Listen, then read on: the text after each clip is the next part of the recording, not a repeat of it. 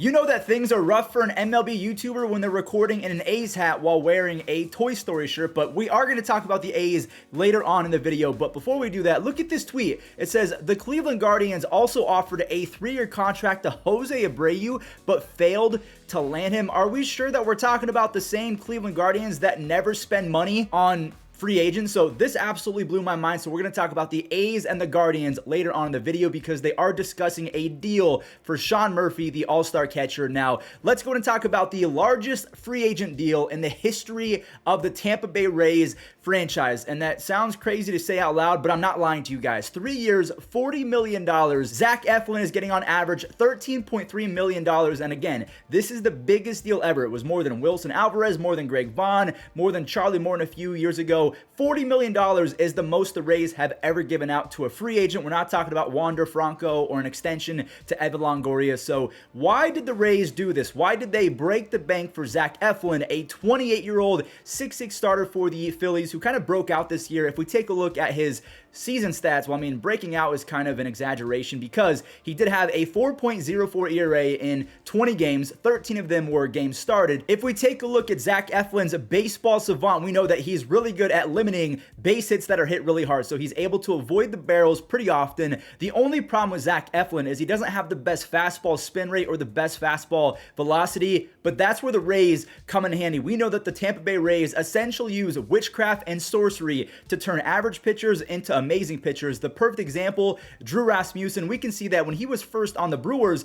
he came over in the Willy Adames trade. He had really good fastball velocity and really good fastball spin. But if we fast forward to 2022, the velocity dipped a little bit, but he went from about the top 12% in spin to top 5%. So that's what they do. They use their witchcraft, they use their voodoo sorcery magic to turn average pitchers into superstars because they just know how to spin baseballs in Tampa Bay. So this is a very underrated signing in my opinion. Also, I just saw 84 days until spring training, less than 3 months until we get baseball again. I'm so happy because this offseason has been a stinker. But again, if you're wondering why the Tampa Bay Rays did this, it's because the fastball spin, the curveball spin, it's not there, but the extension as well as missing barrels, it's there. And if they can capitalize on Zach Eflin and turn him into, he's not going to be a Tyler Glasnow throwing 99 to 100 miles an hour, but he can be a Drew Rasmussen. They're throwing about the same fastball velocity, although Drew, he can really dial it up to 96, 97, but Eflin, I mean, an amazing pickup in my opinion, and he's going to be even better going forward. Now, before we talk about the Oakland Athletics as well as the Guardians, I want to talk about this tweet from MLB Network. All rise for potentially some serious power in the Bay. So this is pretty much a mock lineup if Aaron Judge went to the Giants, but this doesn't include names like Elliot Ramos, who is a top prospect for the Giants, who I really like. It doesn't include Marco Luciano, two guys that are going to get some playing time in 2023. So a lot of people are saying, why would Aaron Judge go to the Giants when this lineup is very lackluster? One name I do want to point out, JD Davis. He wasn't very good with the Mets to begin the season, but with the Giants, he had a 140 OPS plus. Let me just show you the full thing. He had a 140 OPS plus. He was deleting baseballs when he was making contact. He was in the bottom 2% of striking out. So again, someone that is very high risk, high reward. He is going to smash baseballs, and that's some decent protection. Once upon a time, Yu Darvish said that JD Davis is the hardest out in all of baseball. So Aaron Judge in the same lineup as Jock Peterson, JD Davis, hopefully Mike Yastrzemski, he bounces back. They call up guys like Marco Luciano, Elliot Ramos, and Joey Bart. They have better seasons than what we saw in their rookie debut season. So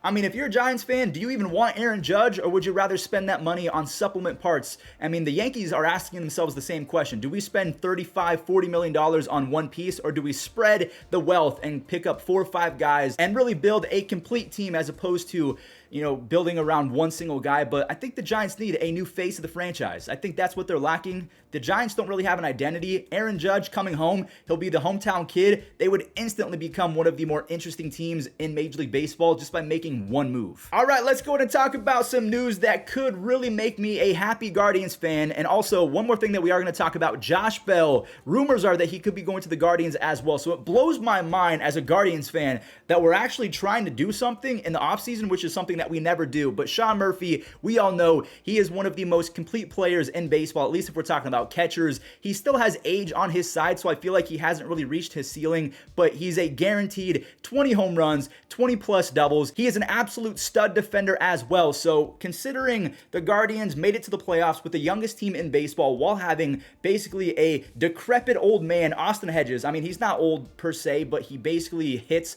like he's in a retirement home. He's not good offensively whatsoever. Defensively, I guess you can kind of hang your cap on his defensive prowess and the way that he calls games, but Sean Murphy is so much better than Austin Hedges. Just adding him into the lineup and sending Austin Hedges to space alone makes the Guardians, I mean, 50% better right there. And if the Guardians can somehow add Josh Bell into the mix with Sean Murphy, I mean, I'm not trying to be a biased fanboy, but we saw what the Guardians did with the youngest team in baseball. They have one of the lowest payrolls in all of baseball, so when you inject Josh Bell at first base, you'd probably move Josh Naylor to DH, Oscar Gonzalez, George Valera. They're going to spend some time in the outfield. I don't know what you do with Miles Straw, but hopefully Stephen Kwan goes to center field. George Valera is in right field. Oscar Gonzalez is in left. You would have Josh Bell at first base. You have Sean Murphy at catcher. Maybe you have to trade Bo Naylor. I'm cool with trading Bo Naylor if it means getting Sean Murphy. So the Guardians, I mean, they're cooking right now. They are straight up cooking. I don't expect any of these things to happen because I always get my heart broken as a Cleveland fan. But